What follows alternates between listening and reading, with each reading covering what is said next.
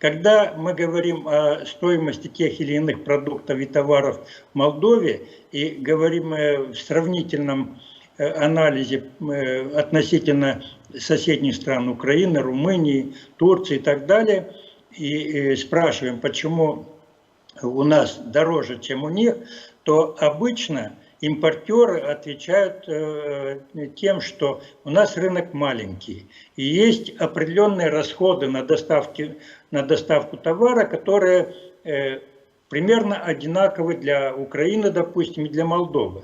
Но одно дело, когда в Украину, ну, условно говоря, завозится 1000 тонн, и в Молдову завозится 100 тонн.